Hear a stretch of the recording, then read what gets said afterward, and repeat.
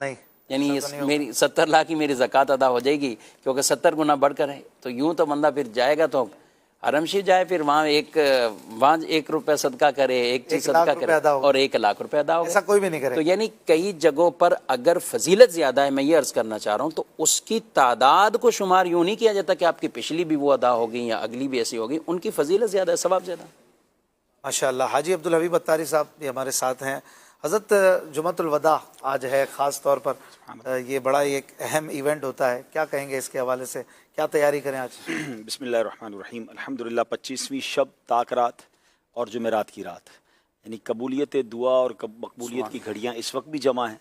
और right away जो अब दिन आ रहा है वो जुम्मा है और वो जुम्मतुल वदा का है। तो ख़ास यूँ समझिए रहमतों के नुज़ूल का यूँ समझिए कि सामान है। तो खूब इबादत करनी चाहिए, दुरूद पाक की कसरत करें, इस दिन सदका व खैरात करें, नेकी के जितने काम आप बढ़ा सकते हैं वो बढ़ाएं। और वाकई जुम्मतुल वदा के लफ्ज़ वदा में ही दिल को एक अजीब सा कलक और रंज भी हो रहा होता है कि अभी आखिरी जुमा है रमज़ान का।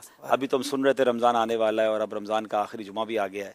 रो रो कर अपने रब के हुजूर दुआएं भी करें कि अल्लाह पाक, हदीसों पे आता है कि रोज़ाना इफ्तार के वक्त 10 लाख गुनाहगार बख्शे जाते हैं, मगर रमज़ान में जब जुमे का दिन आता है तो हर लम्हे हर घड़ी जो है वो 10-10 लाख बख्शे जाते हैं। तो कल तो आखिरी जुम्मा है, अगर अभी तक हमें तो नहीं मालूम हमारी बख्शिश हुई कि नहीं, तो रो रो कर दुआएं कीजिए, कल का दिन इबादत में गुजारिए, हो सके तो मस्जिद में गुजार लीजिए। वैसे भी जुमा के दिन दावत इस्लामी का हफ्तावार इज्तिमा जो है, वीकली इज्तिमा, वो असर से मगरिब होता है। तो क्या ही अच्छा हो कि मस्जिद में जुम्मा अदा करें, उसके बाद ज़िक्र व अस्कार में रहें और असर से मगरिब जहाँ जहाँ आपके पाकिस्तान में आप हैं या दुनिया में जहाँ हैं, तो हो सके तो हफ्तावार इज्तिमा में शरीक हो जाएं। कल असर से मगरिब मदनी चैनल पर भी लाइव हफ्तावार इज्तिमा भी होगा, जिक्र भी होगा, दुआ भी होगी, अलविदा भी उम्मीद होगी, तो इसमें शामिल हो जाए इंशाल्लाह। माशाअल्लाह। वैसे जुम्मे के दिन की जो अहमियत है भाई साहब, आम दिनों के मुकाबले में इसे दिनों का सरदार भी कहा जाता है। जी। तो नॉर्मली भी आम रूटीन में भी जुम्मे के लिए जब से वो एक हॉलीडे नहीं रहा तो इसका एहतमाम कम हो गया है लगता है। लोग उसको ऑर्डनरी डे की तरह ट्रीट करते हैं। हालांकि आप इस बात से समझिए कि एक दिन की फजीलत को बयान करने के लिए पूरी कुरान में सूरह जुमा नाजिल की। वाह वाह वाह। अब आप सोचें कि और हर नेकी उलमा फरमाते 70 नेकियों के बराबर हो जाती है। लोगों को पाकिस्तान में कोई डिस्काउंट मिल जाए, बल्कि दुनिया में कोई discount, by one get one free होता है। लोग सर्दियों में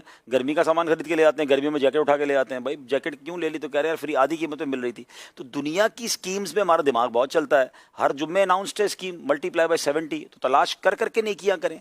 एक हदीस अल्हम्दुलिल्लाह इतनी ज़बरदस्त है, कभी ज़िंदगी में एक बार जुम्मा ऐसा कर भी लें कि हदीस पाक का मजमून है कि जिसने जुम्मा के दिन रोज़ा रखा, जुम्मा पढ़ा, निकाह में शिरकत की, जनाजे में शिरकत की और किसी मरीज़ की इयादत की, तो सुभान अल्लाह, आका फरमाते उस पर जन्नत वाजिब हो जाती है। सुभान अल्लाह। तो रोज़े से तो हम हैं, अगर कल ऐसी किसी मस्जिद में जुम्मा पढ़ लें जहाँ निकाह भी हो, 3 काम तो हो ही जाएंगे। मरीज़ वैसे ही रिश्तेदारों में नहीं मिलता तो हॉस्पिटल चले जाएं। अब जनाजा हमारे हाथ में नहीं है, लेकिन बंदा स्ट्रगल करे, कोशिश करे, तो 5 चीज़ें हासिल हो जाती हैं। वाह वाह वाह, माशाअल्लाह। जुम्मे का एहतमाम कीजिए ख़ास, और हर जुम्मे का एहतमाम हमें करना चाहिए। कॉल शामिल कर दो। सिलसिला नूरे सहर में हमसायों के हुकूक पे माशाअल्लाह ज़वजल राशिद भाई ने बहुत प्यारा कलाम फरमाया। मैं चाहता हूँ कि हुजूर ये भी इरशाद फरमाए कि अगर काफिर हैं तो उसके हुकूक का भी ख्याल करना पड़ेगा। अगर पड़ोसी है लेकिन वो गैर मुस्लिम है तो भी उसके हुकूक का ख्याल करना पड़ेगा मुफ्ती साहब? जी हाँ, कुछ हुकूक तो होते हैं ना। रसूलुल्लाह सल्लल्लाहु अलैहि वसल्लम के हवाले से हदीस है कि बाज़ पड़ोसी ऐसे होते हैं कि जिनके 3 हक होते हैं, बाज़ ऐसे हैं जिनके 2 होते हैं, बाज़ ऐसे जिनका 1 ही होता है। अच्छा।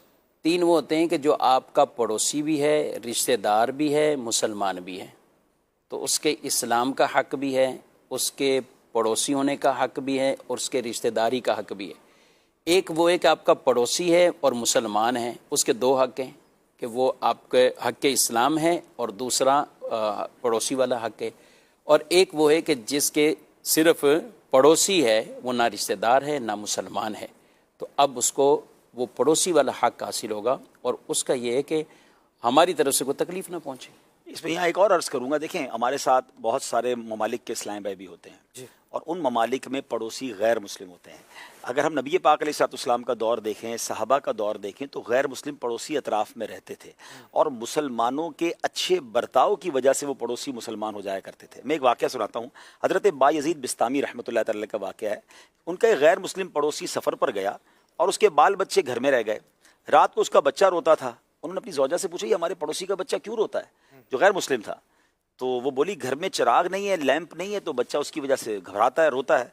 तो आपने रोज़ाना चिराग में खूब तेल वगैरह लगा के उसको उस घर में भिजवा दिया करते। वो गैर मुस्लिम वापस आया तो जब देखा कि घर में हज़रत बायज़ीद चिराग भेजा करते हैं, तो कहा अब जब अंधेरा दूर कर ही दिया है तो कुफर का अंधेरा भी दूर करें और कलमा पढ़कर मुसलमान करें। ऐसे कई वाक़े आते हैं कि हमारे बुजुर्गों के गैर मुस्लिम पड़ोसी उनके अखलाक की वजह से मुसलमान हो जाते थे। तो इस नीयत के साथ अगर आप अच्छा बर्ताव करें, मैं आपको रिसेंट एक वाक़या सुनाता हूँ, बल्कि मैं वो आप जानते हैं हमारे जो नूर भाई जो मुसलमान हुए यूके में, जो गैर मुस्लिमों के प्रीस्ट थे, पादरी थे, नाजरीन वो मुसलमान हुए ऑलमोस्ट 63 ईयर्स की एज में, और फिर उसके बाद वो दरस निज़ामी किया उन्होंने ब्रैडफोर्ड के जामियातुल मदीना में, वो दरस निज़ामी कंप्लीट किया उन्होंने। यानी वो गैर मुस्लिमों की प्रीचिंग करने के बाद कहा करते थे कि अब अल्लाह ने मुझे इस्लाम दिया, इस्लाम में आलिम बना दिया, अब मैं इस्लाम की दावत देता हूँ। मैंने एक बार उनसे पूछा कि आप मुसलमान कैसे हुए थे? उनका जो वाक़या बड़ा अजीब है। वो कहते मैं गैर मुस्लिमों का प्रीस्ट था, यानी पादरी था, मैं बीमार हो गया। जब मैं बीमार हो गया तो मुझे कोई पूछने नहीं आता, मेरे बाल बच्चे भी नहीं थे। तो एक मुसलमान पड़ोसी रहता था, दावत इस्लामी से उस इस्लामी भाई का ताल्लुक था, 3-4 घर हालांकि उसके दूर थे। उसको पता कहीं से चल गया कि मैं बीमार हूँ और मेरा कोई खाने पीने का भी इंतजाम करने वाला नहीं। बोले वो हर दूसरे तीसरे दिन मेरे पास आ जाते, अच्छा। मेरी तबीयत पूछते, मुझे खाना खिलाते, मेरी तीमारदारी करते।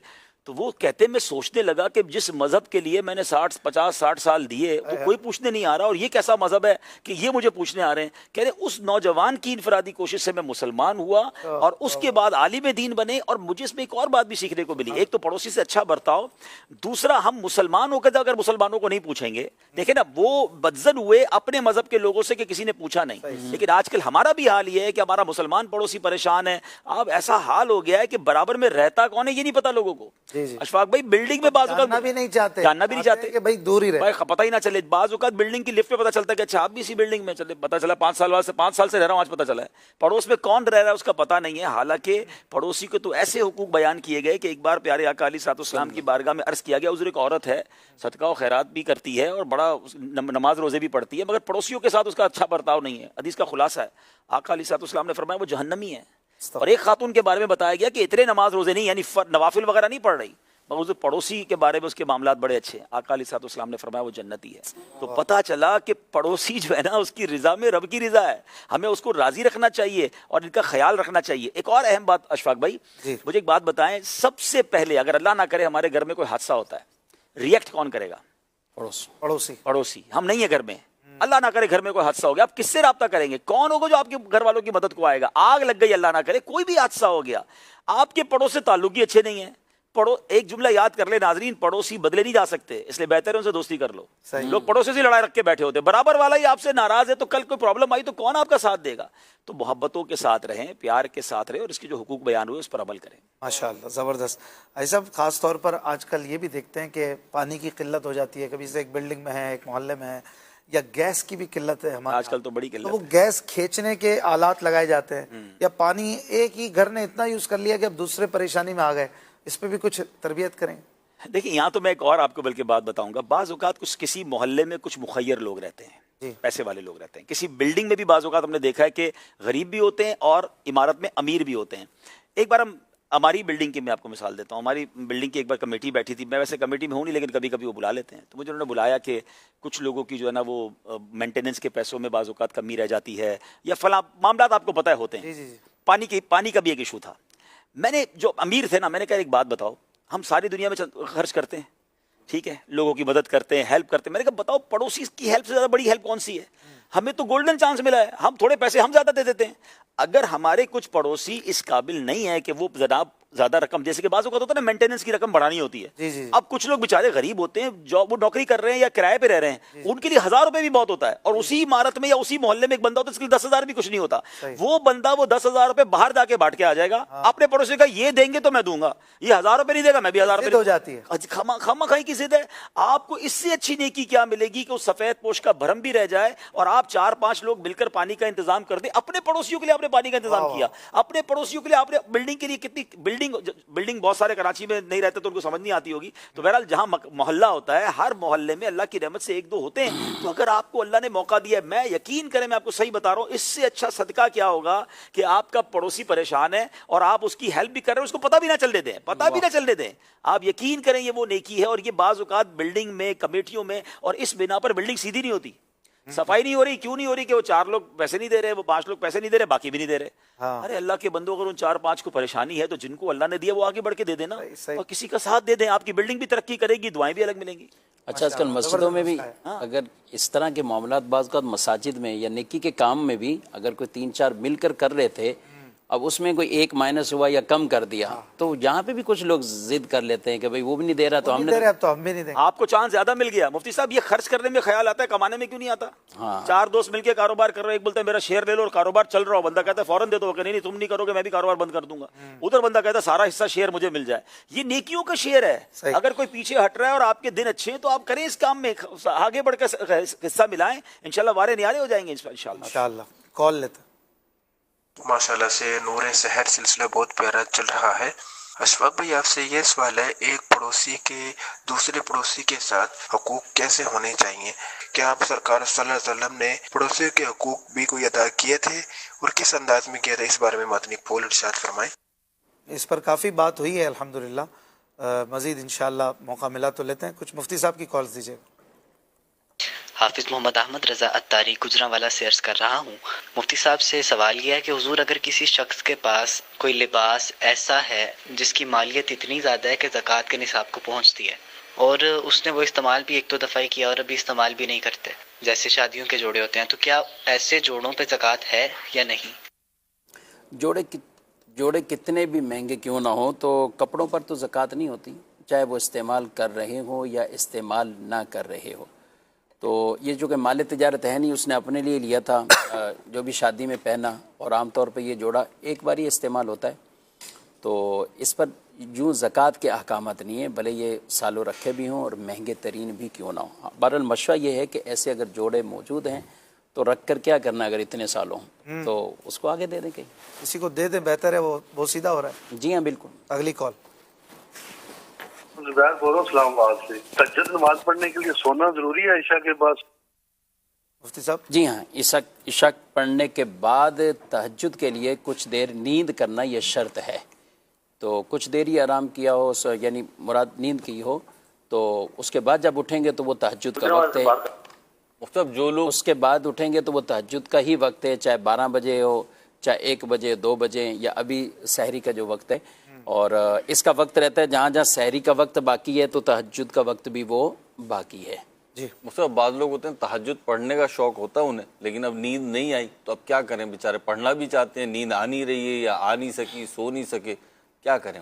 मायूस बिल्कुल नहीं होना चाहिए, इबादत करें। सलातुल लैल के इतने फ़ज़ाइल हैं, सलातुल लैल भी तो नमाज है, यानी नबी पाक सल्लल्लाहु अलैहि वसल्लम ने इसके जो फ़ज़ाइल इतने बयान इरशाद फरमाए हैं, और अफजल तरीन उसे नमाज कहा गया है। फ़राइज़ के बाद जिसके एक दर्जा बयान किया गया है सलातुल लैल है। ठीक, और जिस तरह तहज्जुद के नवाफिल हैं इस तरह सलातुल लैल है। तो कई जगहों पे हम मशवरा देते हैं, बल्कि हमारे कराची में कई जगहों पे तहज्जुद में ख़त्म कुरान होता है। अब वो ख़त्म कुरान करने वाले भी और आमतौर पर जो वहाँ शिरकत करते हैं, ज़ाहिर है कोई भी नहीं सोते हैं, और वो रात को कहीं 2 बजे शुरू होता है, कहीं 2:30 बजे शुरू होता है, तो सलातुल लैल के तौर पर उस नमाज को वो पढ़ें, इसमें क्या हर्ज? ठीक, माशाअल्लाह। आँख नहीं लगी तो भी नफल पढ़ सकते हैं रात के, और उनकी भी फजीलत है। अगली कॉल।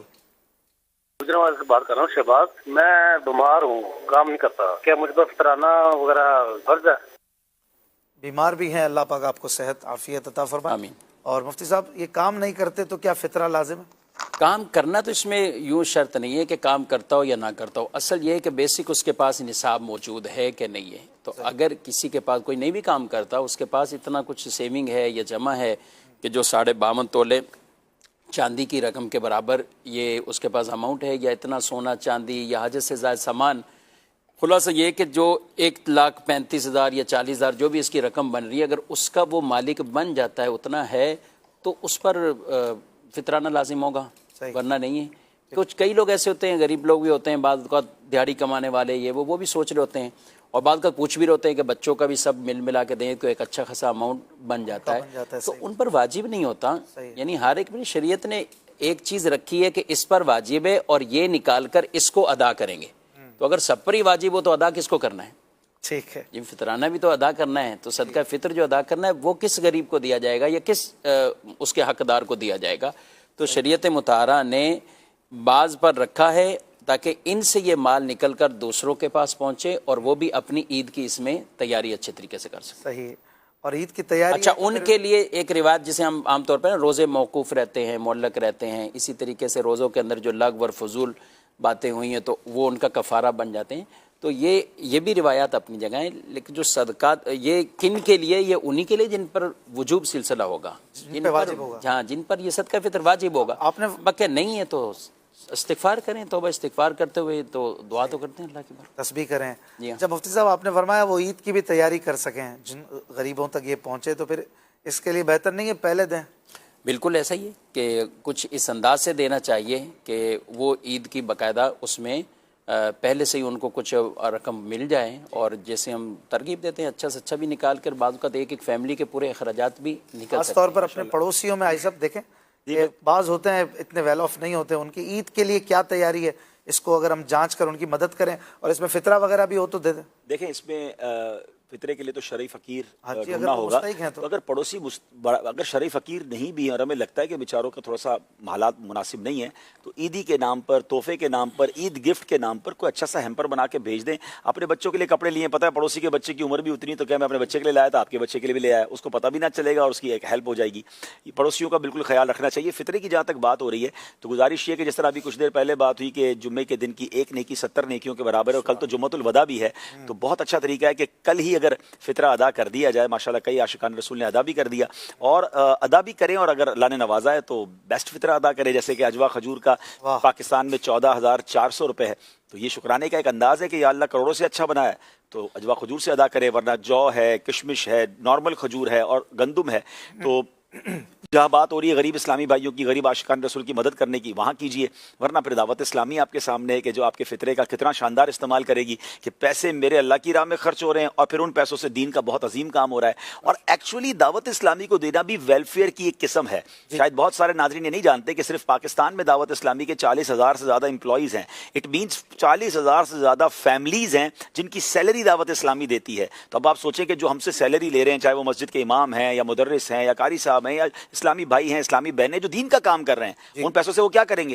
वो अपने बच्चों के लिए राशन ही लेंगे ना, वो कपड़े ही लेंगे, वो ईद की तैयारी करेंगे। तो क्या ही अच्छा हो कि हम फितरा दावत इस्लामी को दें, और उसका एक पूरा शरई प्रोसेस है दावत इस्लामी का। तो उस शरई प्रोसेस के साथ आपके फितरे को सही ऐसी जगह पर इस्तेमाल किया जाता है कि जहां आपका फितरा भी अदा हो जाए और दीन के कामों में मदद भी हो जाए। माशाल्लाह, आप कई बार, अभी 2-3 बार आपने फरमाया कि पता ना चले, पड़ोसियों को भी पता ही नहीं चलेगा, तो फिर वो कैसे, एहसान भी तो रखना होता है ना। हाँ, यही तो सबसे बड़ा प्रॉब्लम है। पेट में दर्द भी ये होता है कि मैंने मदद की है, उसको पता चले। कई बुजुर्गों के बारे में ऐसा आता है कि जब उनका इंतकाल हुआ ना, उसके बाद पता चला कि वो किसी की किस किस की मदद करते थे।